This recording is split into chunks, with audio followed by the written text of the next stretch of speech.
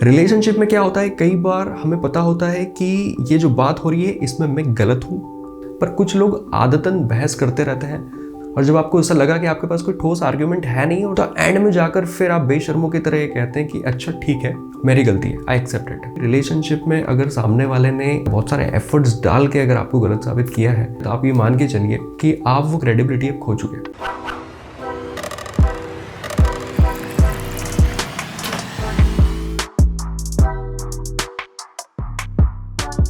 देखिए, पहले के समय में राजा हुआ करते थे, रजवाड़े हुआ करते थे, किंगडम्स हुआ करती थी।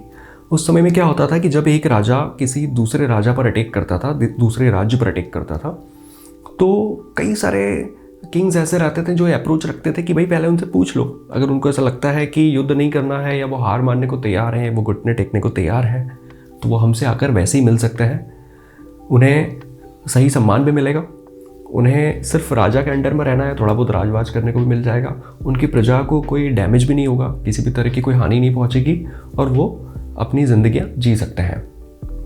पर कुछ राजा ऐसे होते थे जो ये मानने को रेडी नहीं होते थे कि वो कमज़ोर हैं या वो हार जाएंगे और वो युद्ध करते थे।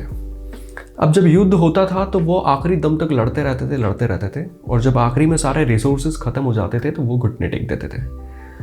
पर अब यहाँ पर चीज़ें बदल गई। अब जब उसने घुटने टेक दिए हैं, अब जब इस राजा ने अपने सारे रिसोर्सेज को खर्च करके, लड़ाई करके और अब वो राज्य को जीता है, तो अब उस राजा को कोई सम्मान नहीं मिलने वाला है। अब उस राजा को कैदी की तरह रहना पड़ेगा। कहने का मतलब ये है कि आप राज्य भी हार गए एक तरफ, दूसरी तरफ आप अब एक कैदी बनकर जिंदगी बिताने वाले हैं। मतलब दोनों ही तरफ से आपके नुकसान हो गए। ऐसा मैंने आपको इसलिए बताया क्योंकि रिलेशनशिप्स में भी इस चीज़ का, इस अप्रोच का मायना है। I want you to focus on the approach, right.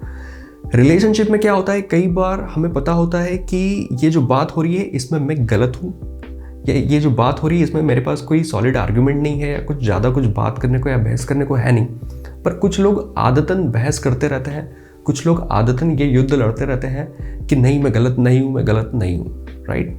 और जब वो बहसबाजी चलती रहती है तो जनरली ऐसा होता है, देखिए यहाँ पर भी अगर वो अप्रोच पहले यूज़ हो जाती कि अगर आपने इस गलती को मान लिया होता कि हाँ ये गलती मुझसे हुई, तो आपको उस रिलेशनशिप में एक रिस्पेक्ट मिल सकता था।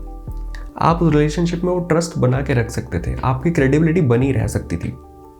पर आपने युद्ध करने को चुना, आपने आर्ग्यूमेंट्स और बहस करने को चुना, आप लड़ते रहे आखिरी दम तक। और जब आपको ऐसा लगा कि आपके पास कोई ठोस आर्ग्यूमेंट है नहीं और सामने वाले ने बिल्कुल आपको गलत साबित कर ही दिया है, तो एंड में जाकर फिर आप बेशर्मों की तरह ये कहते हैं कि अच्छा ठीक है, मेरी गलती है, आई एक्सेप्ट इट, मैं मानता हूँ, ठीक है। अब ऐसे में आपकी हालत उस राजा के जैसी है जिसने पूरा युद्ध हारने के बाद घुटने टेके हैं। अब अगर वो चाहे कि उसको वो सम्मान मिल जाए जो उसे ऑफर किया गया था, तो वो सब नहीं होगा।